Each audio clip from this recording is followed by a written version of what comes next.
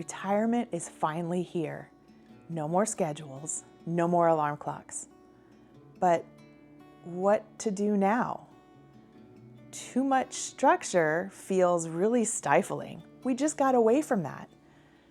But too much freedom can feel really overwhelming too, and it can throw you off. So how do we strike a balance? How do we get to a point where we've got just enough structure to feel like we know what we're doing and just enough freedom to feel like the world is ours? In this video, I'm going to talk about why structure and freedom are both good things and how you can find a balance of both to make your retirement the best time of your life. Oh, and hi, if you've not been here before, my name is Chris.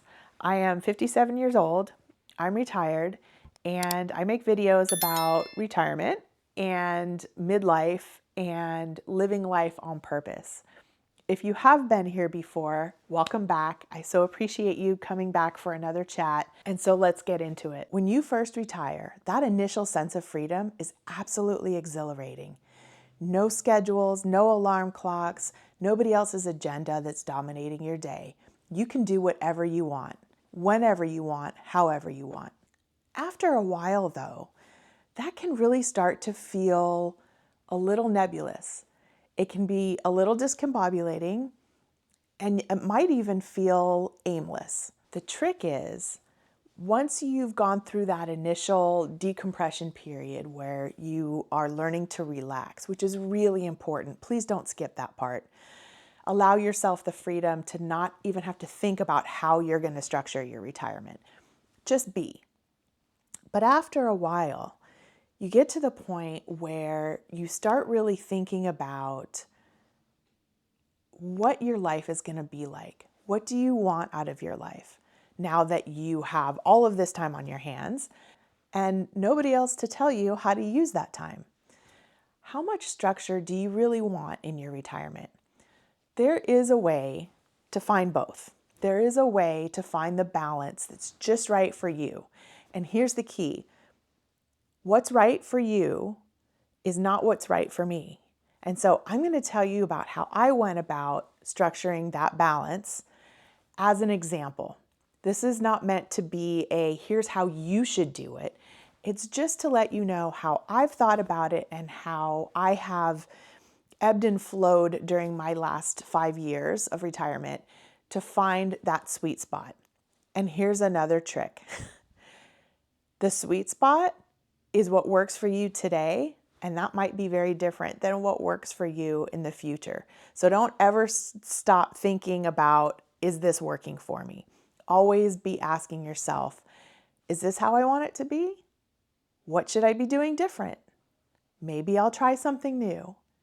So let's take a quick look at some of the benefits of structure and some of the benefits of freedom, and then we'll talk about how to find that balance. Let's start with freedom, because it's kind of the easier one, right? The benefits of freedom are pretty obvious. You've spent the last however many years of your life working around other people's schedules. You've got work schedules, you've got your kids' schedules perhaps, you've got just what the world expects of you, and you're constantly trying to fit yourself into that. So when you're retired, you finally have the freedom to do whatever you want, whenever you want. And then there's the sort of the intellectual side or the emotional side of freedom. And this is something that I talk about in my last video where I discuss what my favorite part of retirement is. I'll leave a link in the description below and check it out here. So freedom, yeah, do whatever you want, right? That's amazing. To be able to follow your heart, follow your mind, and say, wake up in the morning and say, you know what? I feel like going on an outing today. I'm going to do that. Or I feel like staying in bed all day long, reading my book, listening to music, watching TV, whatever it is that you do. And that's all I feel like doing today. So that's what I'm going to do. It can be whatever you want it to be. And isn't that amazing? Yes, that's amazing. Now let's talk about structure. Why is structure good? Now, the reality is that everybody lives on sort of a continuum, right? So some people really thrive in that sense of total freedom. I can do whatever I want. They can be completely happy with no structure, way over here on the side of freedom.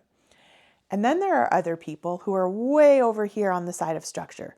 They really thrive in a situation where they know what they're going to do each day. They've got a schedule, they keep to it, it's a list. There are people that live on both ends of that spectrum. And if you're like me, though, you live somewhere in the middle. And sometimes it changes. Sometimes you need more structure, sometimes you need more freedom. And the best freedom of retirement is that you can go back and forth however you want. So, how do you find that? How do you find that sweet spot for you in the moment today? How do you find that place where you have enough freedom where you feel like, oh, I'm finally able to do whatever I want, but enough structure so that you feel a little bit more grounded? Let me give you an example how you can go from wanting total freedom to wanting more structure. So I retired about 5 years ago, and initially I went to Mexico to live for a few years with my husband, and we spent most of our days completely unstructured. And that's exactly what we wanted, and it was magical. We got up in the morning and could decide, is this a pool day? Is it a beach day? What is it? I know, don't cry for me. It was awful. Anyway, so we had very unstructured days, and it felt so good after so many years of working hard and long hours and having two kids and trying to keep up a household and all of the things that life throws at you, and having your days pretty much structured for you. It was so nice to wake up in the morning in this beautiful tropical location and not know and honestly not care what the day had in store for you, because all you wanted to do was relax and decompress. And we did that. We did a lot of that. And while we were there, mostly it was fine. We were there for about 2.5 years. And that freedom, that complete unstructured freedom situation was fantastic for, I would say, about a year. And then I really started feeling like, okay, so what's next? Old habits die hard, and I found myself wanting a little bit more structure. So I started planning some things. I started taking art classes where I had to be at a certain place at a certain time on certain days, and that was just enough structure for me. And as time went on, I found myself thinking, gosh, maybe I do need a little more structure. And this was a sort of a scary thing for me to admit. I love the idea of freedom. I love the idea of spur the moment, figuring out what you're going to do from one moment to the next. And I'm really good at following my gut and saying, you know what, I feel like doing this now. And so when I realized that, gosh, I think maybe I need a little bit more structure, it was terrifying. And then fast forward to today, where we're no longer sitting on a beach in Mexico, but we're now back in the States, and we have grandkids to take care of, and we have family very, very close by, our kids and sisters and whatnot. And so there are a lot more possibilities of things that we could be doing. I find that the other part of structure that I'm really wanting is the part where when you feel the days sort of slipping away from you and you don't even remember what you did yesterday or the day before, because it's just sort of nebulous. When you've got too much freedom, time can really slip away from you without you doing the things that you really love doing or that you really want to do. Let me explain that a little bit. So when I sort of fast forward to, 30 years down the road, the universe willing that I'm still here, and I think back on these retired years, these gifts of these hours and days and weeks and months and years that I've been given to not have to work and to do whatever I want, what did I do with that time? that time is absolutely the most valuable asset and the most precious resource that I have. And I think you would agree. So, what have I done with that time? Here's where structure and planning come in. Structure and freedom happen on a spectrum.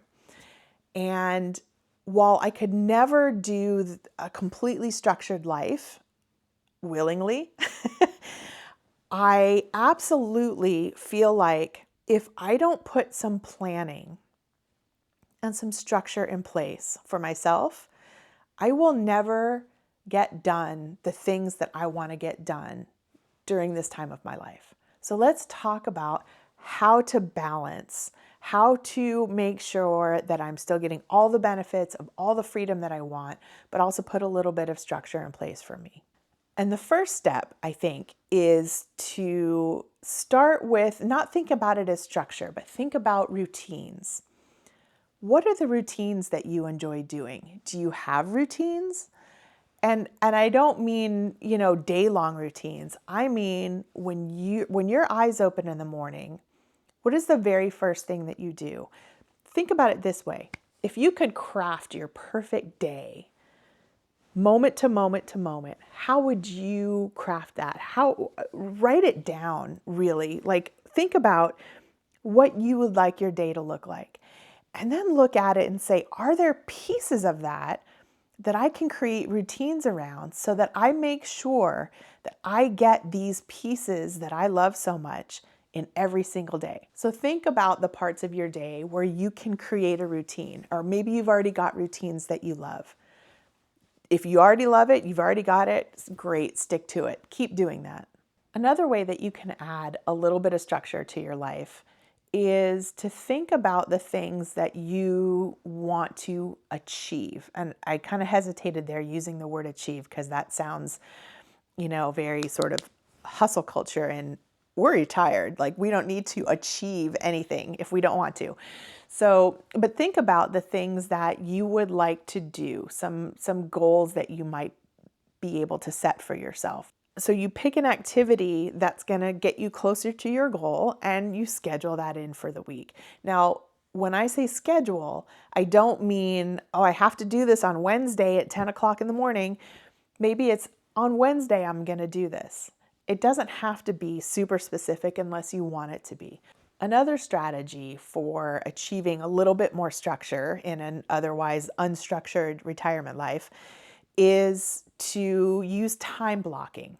Now, if you're not familiar with the concept, it is just what it sounds like. If you're looking at your calendar and you block out a piece of time, so you might say, Wednesday morning is going to be the time where I'm going to think about planning this trip. And so when it comes to Wednesday morning, it doesn't have to start at the exact time or end at the exact time, but you're like, okay, I have planned out, I have blocked out that period of time. I've not scheduled anything over it. I've blocked out that period of time to do this activity. Now, maybe you block out 3 hours for something and it only takes you half an hour. Great, you've got some extra time. Or maybe something comes up and you spend the first 2 hours, taking care of a busted garbage disposal or whatever it is, but you've still got some time blocked out to do that. Or you move it to the next day if you've had an emergency like a busted garbage disposal, and you move it to another day. But you get my drift. So blocking out periods of time to do certain activities. And here's where you can really customize that to your flow of energy. Are you a morning person? Block out your mornings to do certain things that require more energy. Are you a night owl? There are a lot of things you can't do at night when the rest of the world has gone to sleep, but doing things like learning or researching or things like that, block that out in the evening. Do it on your schedule, on your energetic schedule. And what I'm really hoping you take away from this is that none of this is a one size fits all. It's what works for you. I have found some things that work for me, but what works for you? What's going to make your life feel like, yeah, this is the life I've been waiting for. This is the life I want to live. But like I said before, Everybody exists on a spectrum, on a continuum, and finding your place, freedom, structure, and finding where you sit, where your optimal place is on that continuum is really important. Know that it's an ever-changing process. Know that there is no right or wrong. There isn't a right or wrong. It's only different ways of doing it. So find your optimal way. Find your freedom. Find your freedom. And then figure out if you need any structure in there. Find your happiness. Find your way to building a retirement that makes your heart sing. That's what I want for you. That's what I really want for you. I'm finding it myself. I'm still learning. Let's do this together. So, do you struggle with having either too much or too little to do in retirement? Let me know in the comments below. I really want to get to know you better. I want to understand what how you think about this and what your challenges are.